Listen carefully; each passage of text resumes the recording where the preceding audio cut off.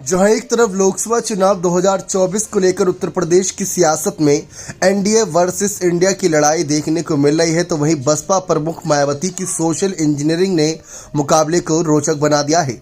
बसपा ने अपने core voter दलितों के साथ मुस्लिम और दलितों को साधने की कोशिश की, जिसकी झलक बसपा की ओर से जारी प्रत्याशियों की सूची में देखने को मिल रही है। बसपा ने अब तक 56 से ज्यादा प्रत्याशी मैदान में उतारे हैं। उनमें से 10 ब्राह्मणों के अलावा 14 मुस्लिम उम्मीदवार उतारे हैं।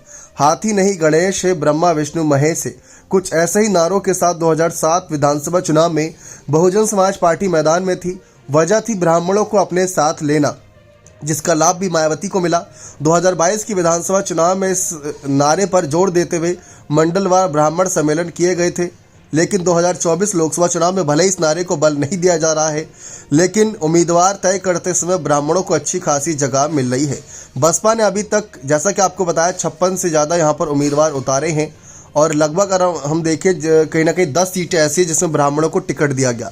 अलीगढ़ से हितेंद्र उपाध्याय, फतेहपुर सीकरी से रामनिवास शर्मा, दोरहरा से श्याम किशोर अवस्थी, उन्नाव से अशोक पांडे, फर्रुखाबाद से क्रांति पांडे, अकबरपुर से राजेश कुमार द्विवेदी, बांदा से मयंक द्विवेदी, फैजाबाद से सच्चिदानंद पांडे, बस्ती से दयाशंकर मिश्र और मिर्जापुर से मनीष त्रिपाठी को प्रत्याशी बनाया। 2007 में इसी समीकरण पर चलते हुए बसपा अपने दम पर सत्ता में आई थी। उस समय सतीश चंद्र मिश्रा की अगुवाई में ब्रजेश पाठक, नकुल दुबे, विनय शंकर तिवारी, पवन पांडे, रामवीर उपाध्याय, राकेश धर त्रिपाठी, श्याम सुंदर शर्मा, रंगनाथ मिश्रा और अंटू मिश्रा जैसे नेताओं को आगे बढ़ाया गया था। लेकिन 2012 में 17 के विधानसभा चुनाव में इस फॉर्मूले से किनारा करके बसपा मैदान में उतरी तो उसका अच्छा खासा नुकसान झेलना पड़ा। यही वजह है कि एक बार फिर से मायावती सोशल इंजीनियरिंग के फॉर्मूले पर चलते हुए ब्राह्मणों को टिकट दिल खोल कर दे रही हैं। ब्राह्मणों को मिल रहे टिकट से एनडीए गठबंधन में खास तौर पर भाजपा में खलबली मची है, क्योंकि बीजेपी ब्राह्मणों को अपना कोर वोटर बैंक मानती है। ऐसे में बसपा के इस फॉर्मूले से भाजपा खेमे में चिंतन मंथन शुरू हो गया है।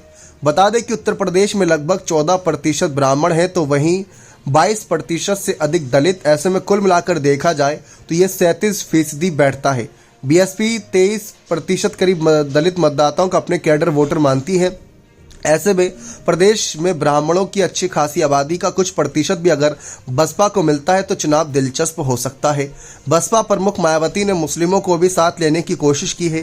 पार्टी ने अब तक जो 55 टिकट दिए हैं उनमें 14 मुस्लिम, यानी सूबे में करीब 20% आबादी वाले मुस्लिमों को अब तक बसपा 25.45% टिकट दे चुकी है।